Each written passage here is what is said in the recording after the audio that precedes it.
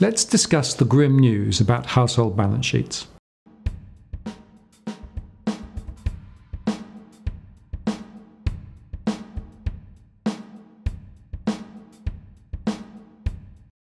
Hello again, I'm Martin North, Principal Analyst at Digital Finance Analytics. The RBA updated their E2 selected household ratios today to the end of December 2017.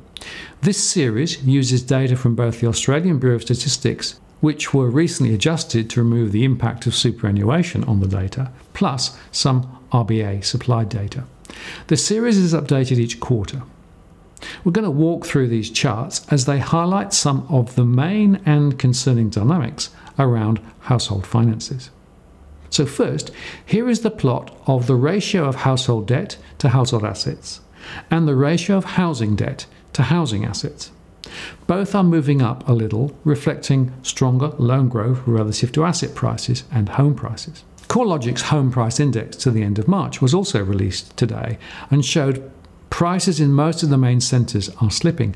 Look at this chart. They said trends across the March quarter showed that capital city home values were 0.9% lower over the March quarter, while values across the regional markets have tracked 1.1% higher. Focusing on the capital cities, 6 of the 8 capital cities have recorded a fall in values over the first quarter of 2018, ranging from 1.8% drop in Sydney to 0.1% fall in Darwin. Sydney unit values are up 1.9% over the past 12 months, while home values are down 3.8%. Similarly, in Melbourne, unit values are up 6.6% over the past 12 months, while home values are only up 4.9%. So this means that ahead, we expect prices to slide relative to the debt outstanding. Thus, these ratios will go higher. Households with property have had their balance sheets flattered by the appreciating capital growth, but these same balance sheets will now fall under greater pressure. The second chart shows the household debt to income ratios, including the ratio of housing debt to housing assets, the ratio of housing debt to annualised housing disposable income, and the ratio of owner-occupied housing debt to annualised household disposable income. All these are rising and have been since 2012. During that time, lending to households has been very strong, while incomes have been stalling and in real terms falling into reverse. To me, this is a very concerning metric because it shows the greater leverage households have and so the exposure to rising rates. The RBA, in their statement today, when they left the cash rate unchanged, said, "The housing markets in Sydney and Melbourne have slowed. Nationwide, measures of housing prices are little changed over the past 6 months, with prices having recorded falls in some areas. In the eastern capital cities, a considerable additional supply of apartments is scheduled to come on stream over the next couple of years." APRA's supervisory measures and tighter credit standards have been helpful in containing the build-up of risks in the household balance sheets, although the level of household debt remains high.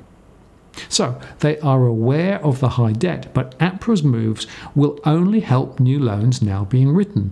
They will not assist the many households with loans written on the earlier, looser standards.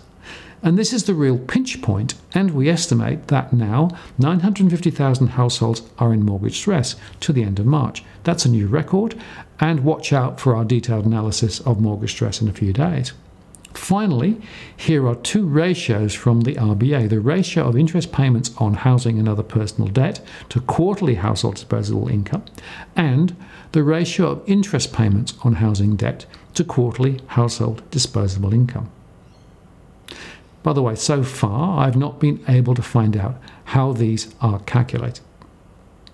The standard RBA argument is that the low interest rates mean the proportion of income on average required to service a loan is lower than in 2011, thanks to the very low interest rates. And compare that chart with this next one. Here are the indicative interest rates from the RBA sequence F5, from 2011 onward. The fall in rates is significant. For example, the variable discount rate in 2011 was 7.05%. Now it's 4.45%, so down 2.6%, according to the RBA data. But the housing interest payment ratio, in contrast, is 7.2 compared with 9.2 in 2011, so down just 2%. But translate these to percentage changes, and whilst interest rates have dropped by 58.4%, repayments dropped by only 27% over the same period, because the average loan is now larger, and so payments are relatively larger relative to income. So again, we see the impact of large loans on household balance sheets. This is a massive difference. And of course, the final piece of the puzzle is the impact of rates rising from here on in. Our sensitivity analysis suggests that a 1% rate rise would tip well more than 1 million households into difficulty, and the impact on the interest payment to income ratio would therefore be significant. Households are leveraged to the hilt, and we may have tighter controls on lending now. Some would say this is debatable, given the active non-bank sector, by the way. But the die is cast for people with large existing mortgages, flat incomes, rising interest rates, and household expenses. Combined, these charts tell a sorry tale. If you found this useful, please do like the post and add a comment or a question. I read them all. And if you've already subscribed, thank you. I'm really grateful for your support. And if you are yet to subscribe, please do so to receive future alerts. I'm Martin North, the Principal Analyst at Digital Finance Analytics. Many thanks for taking the time to watch.